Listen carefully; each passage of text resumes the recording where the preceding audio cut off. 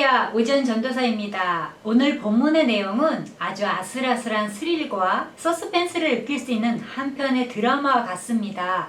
쌍둥이 야곱이 형 에서의 장자권을 빼앗기 위한 유명한 팥죽 사건이 있었습니다. 오늘은 두 번째 축복을 빼앗기 위한 사건이 있습니다. 가만 보면 에서만 빼고 이삭이 계략을 세워 아내 몰래 에서에게 비밀리에 장자의 축복을 주려고 했으나 리브가의 또 다른 계략으로 야곱이 아버지를 속이는 콩가루 집안이 되었습니다. 계략이란 어떤 일을 이루기 위한 꾀나 수단을 말합니다. 야곱은 에서로 변장을 하고 이삭을 속여야 합니다. 만약에 그렇게 변장을 하고 속이다가 아버지 이삭한테 들키면 저주 위에 저주를 받게 될 것입니다. 오늘은 빼앗는 축복의 기원으로 성경을 배워요. 오 전도사와 함께 하시겠습니다. 이삭이 나이가 많아 눈이 어두워 잘 보지 못하더니 맏아들 에서를 불러 이르되 내 아들아 하매 그가 이르되 내가 여기 있나이다 하니 이삭이 이르되 내가 이제 늙어 어느 날 죽을는지 알지 못하니 그런즉 내 기구 곧 화살통과 활을 가지고 들에 가서 나를 위하여 사냥하여 내가 즐기는 별미를 만들어 내게로 가져와서 먹게 하여 내가 죽기 전에 내 마음껏 내게 축복하게 하라. 이삭이 노안으로 거의 실명 상태에 이르렀음을 뜻합니다. 그런데 여기서 눈이 어두워 잘 보지 못하더니 라는 문구는 영적으로 27장 전체를 이해하는 데 중요한 역할을 하고 있습니다. 눈이 어두워 잘 보지 못한다는 것은 이삭의 육체적 노화뿐만 아니라 영적으로도 둔감해져 분별력을 상실했다는 의미도 내포하고 있는 것입니다. 어느 날 이삭이 맏아들 에서를 부릅니다. 그리고 에서에게 내가 이제 늙어 언제 죽을는지 모르니 너에게 마음껏 축복할 수 있도록 나를 위하여 들에 가서 사냥해 내가 즐기는 별미를 만들어 오라고 말합니다. 족장시대 때 각 족장들은 죽음을 앞두고 자신의 아들들에게 축복하는 것이 관례였습니다. 이 축복은 단순한 아버지로서의 소원 이상의 의미를 지닌 것으로 언약의 가계를 이어나갈 자로서 하나님의 축복을 전달하며 앞날에 있을 구체적인 사실들을 예언하는 종교적 내용이 함축된 것입니다. 축복을 하기 전에 맛있는 음식을 취하는 이유는 축복 행위와 연관된 일종의 종교의식일 수도 있습니다. 그러나 이삭은 다음과 같은 계략으로 실수를 하고 있습니다. 비밀의 축복입니다.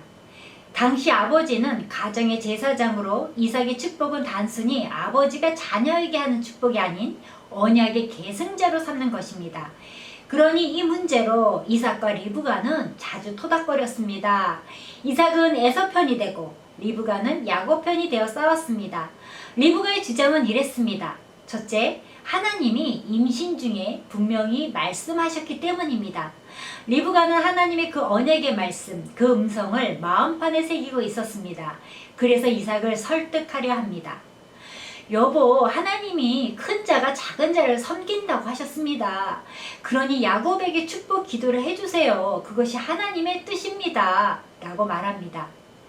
둘째, 에서는 이미 장자권을 야곱에게 팔아버렸기 때문입니다.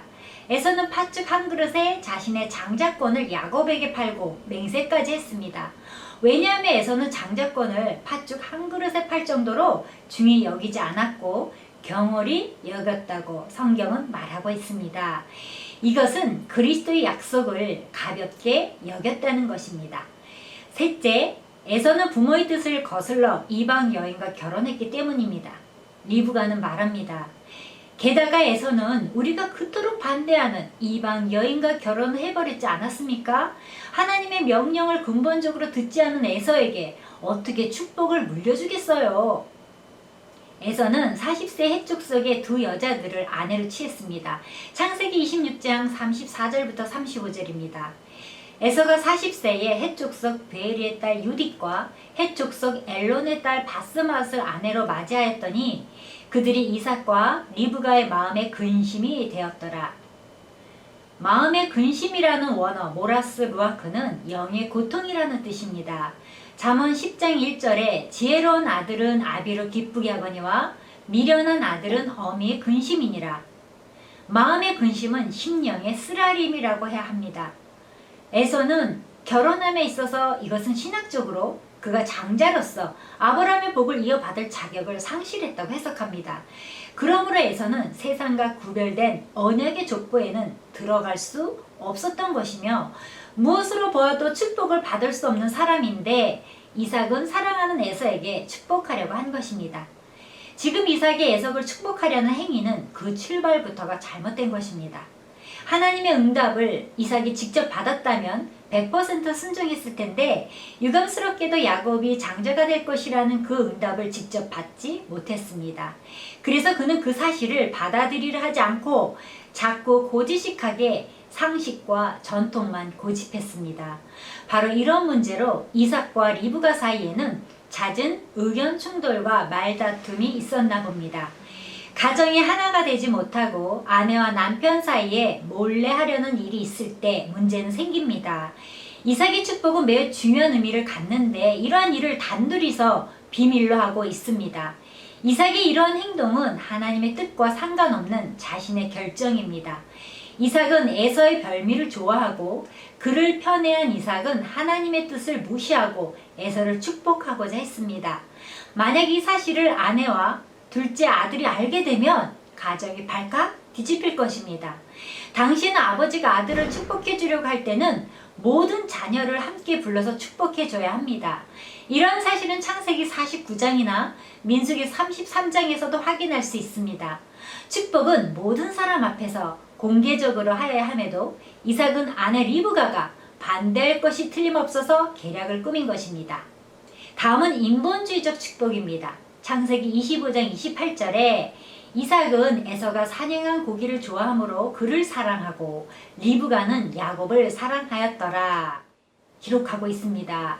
흥미로운 사실은 육체적인 유익을 근거해 에서를 사랑했던 이삭은 언약의 계대를 이어가는 축복권을 행사하는데도 자신의 육체적 미각을 즐기기 위한 전제 조건을 달았습니다. 성경에서는 그 사실을 3절에서 나를 위해서라는 문구로 확인해주고 있습니다.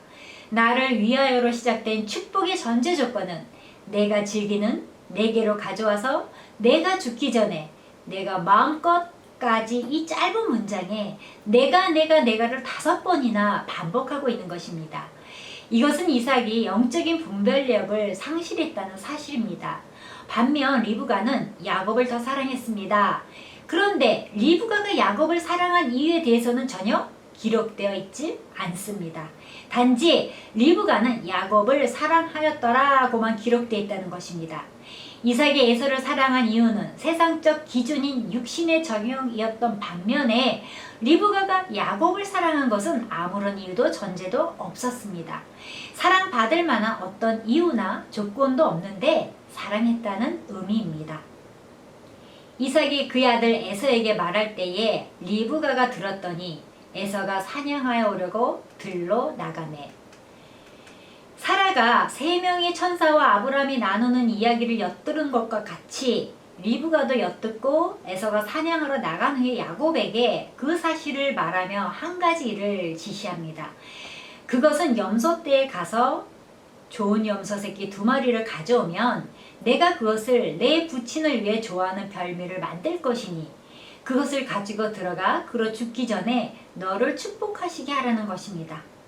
리브가는 남편 이삭이 눈이 어두워진 것을 이용하여 남편이 에서에게 축복하려는 것을 자기가 사랑하는 야곱에게 축복 기도를 받게 하려고 했습니다. 하나님께 맡기지 못하고 남의 약점을 이용하는 것은 좋은 일이 아닙니다. 소경으로 길을 잃게 하는 자는 저주를 받을 것이라 신명기 27장 18절 말씀처럼 눈이 먼 사람을 속이는 일 자체도 인도적인 견지에서 이스라엘에서는 금지되었습니다. 아무리 하나님의 예언이 주어졌다 하더라도 성급히 그것을 이루려 들지 말고 하나님의 때를 기다리며 그분이 성취케 하시는 역사를 따르는 것이 신앙인의 정도입니다. 그러나 리브가의 계략으로 장자의 축복을 빼앗을 수 있었습니다. 사실 이삭의 구미에 맞는 별미를 만드는 데는 한평생 같이 살아온 리브가가 적격이었을 것입니다. 리브가는 야곱에게 자기가 별미로 만든 음식을 갖다 주고 이삭의 축복을 받으라고 지시했습니다. 리브가는 야곱이 가져온 새끼 염소들로 별미를 만들었고 야곱에게 에서의 좋은 옷을 입히고 염소 가죽으로 손과 목에 꾸미며 변장한 후 그 별미와 떡을 가지고 아버지에게 들어가게 하였습니다. 야곱은 장자로 태어나지 못한 아쉬움 때문에 눈을 부릅뜨고 기회를 찾고 있었습니다. 이제 이 일만 잘 되면 장자권을 공식적으로 빼앗을 수 있는 절호의 기회가 온 것입니다. 자신의 계획이 아니라 어머니가 직접 계획을 세우고 밀어주니 얼마나 좋은 기회입니까? 설령 실패해도 어머니가 대신 저주를 받겠다고 한 상황이니 한번 해볼만 했을 것입니다. 어머니는 야곱을 에서로 분장시키고 별미와 떡을 가지고 아버지께 가도록 합니다. 그러면서 야곱은 아버지를 속이고자 4번이나 반복할 거짓말을 하였습니다. 첫째, 내가 누구냐는 질문에 그는 나는 아버지 아들 에서로소이다 라고 대답하였습니다. 둘째, 그는 가져간 고기를 사냥한 고기라고 말했습니다. 셋째, 내가 어떻게 이같이 속히 잡았느냐는 말에 그는 아버지 하는 여호와께서 나를 순적히 만나게 하셨음이니이다 라고 대답하였습니다. 하나님의 복을 빼앗기 위해서 아버지를 속이고 하나님의 이름까지 거론한 것입니다. 넷째, 내가 참 내 아들 에서냐는 질문에 그는 그러하니이다 라고 대답하였습니다. 그는 확실히 거짓말을 반복하였습니다. 이처럼 야곱은 한 가지 거짓을 은폐하기 위해 또 다른 거짓말을 하고 그것의 합리화를 위해 급기야는 하나님의 이름까지 망령되어 있고는 가중한 제약을 범하였습니다. 이삭이 자꾸 의심이 되는 것은 눈은 멀어 잘 안 보여도 목소리가 에서의 목소리가 아닌 것 같았습니다. 목소리는 흉내내기 힘들지요. 이삭이 야곱에게 이르되 내 아들아 가까이 오라. 내가 과연 내 아들 에서인지 아닌지 내가 너를 만져보려 하노라. 이삭은 큰 아들 에서 목소리가 아니었다면 의심했어야 하는데 몸에 털이 난 것을 만지고 쉽게 에서라고 판단합니다. 이삭이 별미를 빨리 먹고 싶었기 때문에 주의 깊게 생각하지 않았던 것입니다. 또한 이삭은 여러모로 확인하려 했으나 야곱의 뛰어난 계략인 거짓과 변장술에 속았습니다. 그리고 이삭이 야곱에게 축복합니다. 첫째는 영혼이 잘 되는 축복, 둘째는 풍부한 양식인 물질의 축복, 셋째는 정치적 군사적 권세의 복을, 넷째는 명예의 복을 받았습니다. 야곱이 이 위대한 축복 기도를 받고 나오자마자 에서가 집으로 돌아왔습니다. 그리고 사냥한 고기를 요리하여 축복 기도를 받으러 아버지 방으로 들어갔습니다. 그러나 이미 축복 기도는 야곱이 먼저 받고 가버렸습니다. 이삭은 모든 축복을 이미 야곱에게 빌어줬습니다.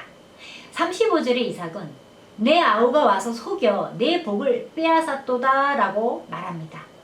장자가 아니라도 말씀을 믿고 축복을 받기 위하여 싸우던 야곱은 아브라함에게 허락한 축복을 받게 되었던 것입니다.